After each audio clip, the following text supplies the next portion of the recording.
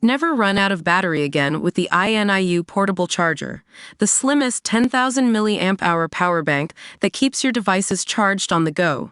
Stay powered up wherever you go. Click the link in the video description to shop now on Amazon.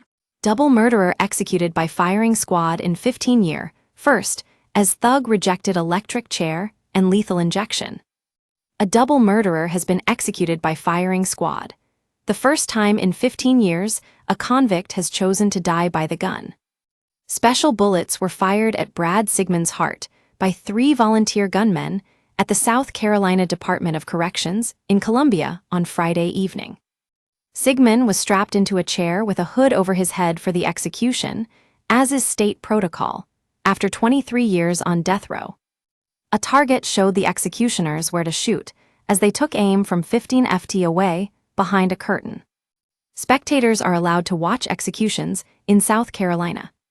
Sigmund, 67, was convicted of beating to death with a baseball bat his ex-girlfriend's parents, David and Gladys Lark, at their Taylor's home in 2001.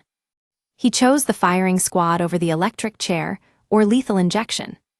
Gerald Bo King, Sigmund's lawyer, said the decision was because he feared a lack of transparency could be covering up how painful these methods really are.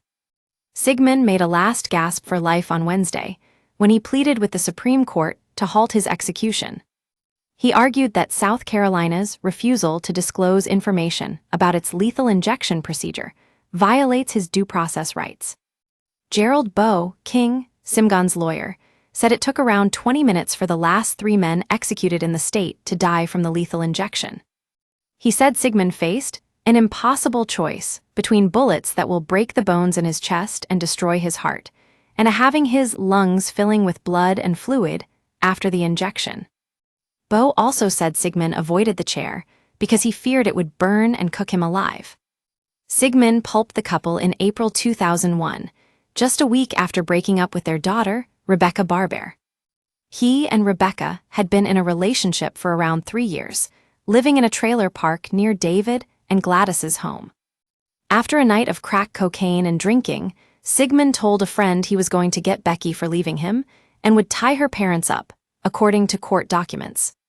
When Rebecca took her kids to school, Sigmund showed up at her parents' house armed with a baseball bat. He bludgeoned them alternately, striking each 9 times over the head. David's skull was almost broken in 2, the court heard during the 2002 trial. Sigmund then stole David's gun and waiting for Rebecca to get back. He marched her into the car at gunpoint, but she managed to escape, fleeing as he blasted shots in her direction, according to the court docs. The murderer fled the state, but was captured after 11 days on the run in Tennessee. When he was arrested, Sigmund told detectives he had planned to murder Rebecca and then turn the gun on himself. He said, "I couldn't have her. I wasn't going to let anybody else have her." Just 3 convicts have been executed by firing squad in the U.S. since 1976, and all of them in Utah. Rebecca, Sigmund's ex, told USA Today she does not believe in the death penalty, but that he should answer for what he's done. Randy Gardner, brother of Ronnie Lee Gardner, the last man to be killed by firing squad in the U.S., has slammed the fact the method still exists. He said, "I think it's horrendous. I think it's very barbaric. I didn't witness my brother's execution, but I got to see his body after. I've got the autopsy photos of what it looked like, and it's just mutilated my brother's body. I think it's terrible." Randy said he is against capital punishment entirely, adding, "To me, it's revenge." The majority of executions in South Carolina are by electrocution, though the 3 most recent were by lethal injection. But it has posed some issues. Some states have struggled to get hold of the required drugs due to an EU ban on selling them. And in some cases, executioners have found it difficult to hit a vein with the needle. In January, autopsy reports revealed that convicts suffered pain similar to the sensation of drowning as they were executed with the injection. Citing the reports, the U.S. Department of Justice withdrew its lethal injection protocol for federal executions. There are just 5 states nationwide that still offer the death method. By Patrick Harrington, Foreign News reporter.